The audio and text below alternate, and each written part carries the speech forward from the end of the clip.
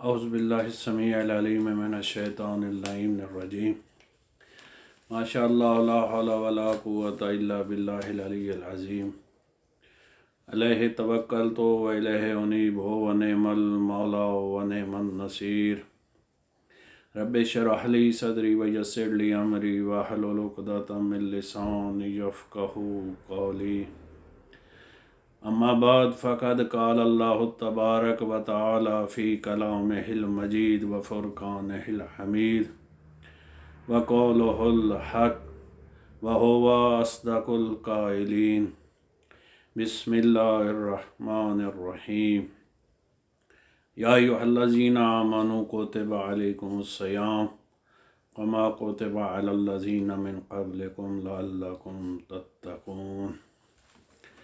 ماشاء اللہ معزز ناظرین کرام، سامعین عظام، رمضان المبارک کا مہینہ ہے۔ میں بارگاہ عزتی میں ملتمس ہوں کہ مالک بحق محمد و آل محمد اس مہینہ میں آپ تمام مومنین کو اس مہینہ کے زیادہ سے زیادہ فیوز و برکات حاصل کرنے کی توفیق عطا فرمائے۔ معصوم فرماتے ہیں خوش قسمت ہے وہ انسان جسے یہ ماہ مبارک نصیب ہوا اور اس نے اس مہینہ کی عزت اور حرمت کا خاص خیال رکھا، اور بدبخت اور بد نصیب ہے وہ شخص جس نے اس مہینہ کی عزت اور حرمت کو ضائع کر دیا۔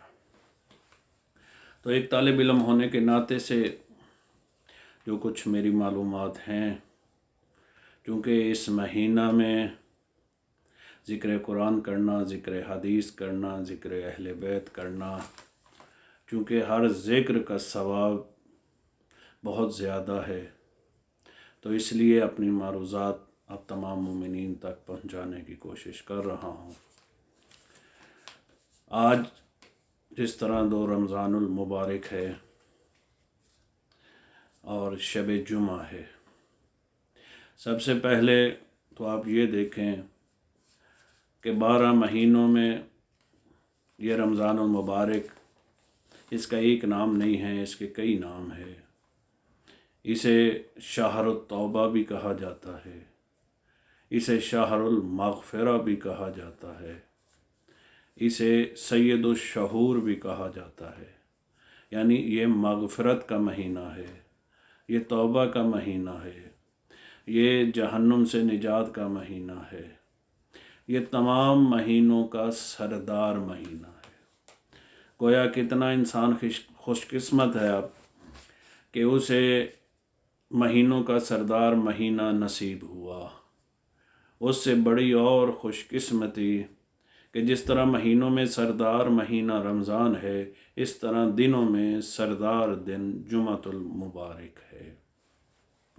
تو رمضان کا پھر جمعہ، پہلے رمضان کی عظمت اپنی جگہ پہ، پھر جمعے کی فضیلت اپنی جگہ پہ، اور جب دو فضیلتیں اکٹھی کسی کو میسر آئیں تو اس انسان سے زیادہ خوش قسمت کون ہو سکتا ہے۔ تو میں دعا گو ہوں آپ کو مولا توفیق عطا فرمائے کہ اس مہینہ کے ساتھ ساتھ جمعے کے دن کی بھی فیوز و برکات حاصل کرنے کی مولا توفیق عطا فرمائے۔ تو جو شب آ رہی ہے یہ شب جمعہ ہے۔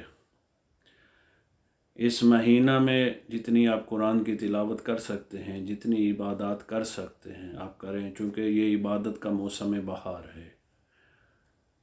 خدا جانے ہمیں پھر یہ راتیں نصیب ہوں یا نہ، اسی رات کو اپنی زندگی کی آخری رات سمجھ کے گزاریں۔ اور معصومین سے روایت ہے کہ شب جمعہ چونکہ ارواح اپنے گھروں میں لوٹتی ہیں، ارواحوں کو اجازت ملتی ہے، تو جب روحیں اپنے گھروں میں آتی ہیں تو میری تمام مومنین سے گزارش ہے کہ ان راتوں میں اپنے مرحومین کو کبھی نہ بھولیں، مرحومین کے لیے قرآن کی تلاوت کریں، انہیں ایصال ثواب کریں۔ کوئی ضروری نہیں ہوتا کہ آپ کھانوں کا اہتمام کریں، آپ دسترخوان وسیع لگائیں تبھی قرآن پڑھا جا سکتا ہے، بلکہ اپنے کھانے پہ بیٹھ کے آپ اپنے مرحومین کو ان کے لیے فاتحہ پڑھ سکتے ہیں۔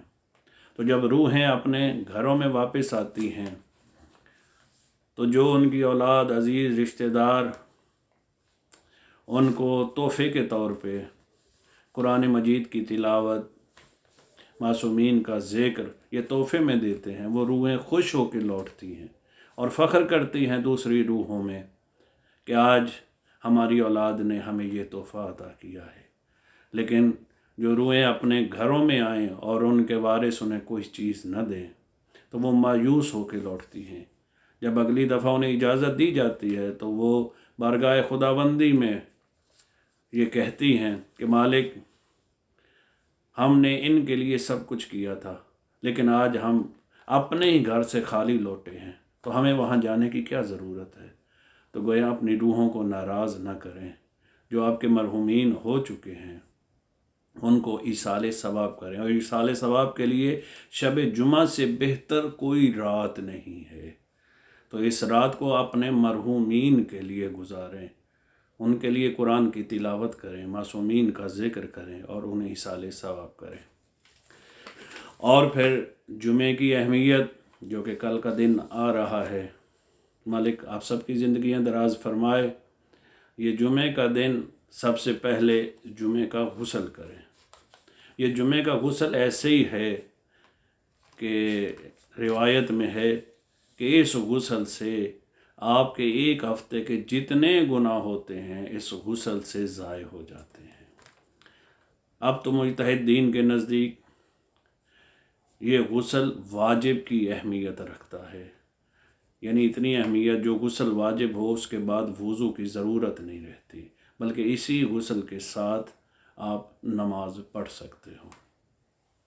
تو مالک آپ سب کو توفیق دے کہ ان رات میں اور اس دن میں زیادہ سے زیادہ قرآن کی تلاوت کریں۔ آپ خود اندازہ کریں کہ اس مہینہ میں قرآن کی تلاوت کرنے کا کتنا ثواب ہے۔ باقی مہینوں میں ایک آیت پڑھنے کا ایک ہی ثواب ملتا ہے۔ اس مہینہ میں اگر آپ قرآن کی ایک آیت تلاوت فرمائیں گے تو اس کا ثواب اللہ پورے قرآن کے برابر دے گا۔ تو گویا اگر آپ رمضان المبارک میں ایک قرآن مجید ختم کرتے ہیں تو 6666 آیات ہیں۔ تو گویا اسی طرح جس طرح آپ نے 6666 بار قرآن ختم کر لیا، تو جس مہینہ میں اللہ کی رحمت اتنے جوش میں ہوتی ہے کہ ایک آیت کے بدلے پورے قرآن کا اللہ ثواب عطا کرتا ہے، اگر پھر بھی کوئی اس مہینہ میں قرآن کی تلاوت نہ کرے تو پھر وہ کتنا بدبخت انسان ہوگا۔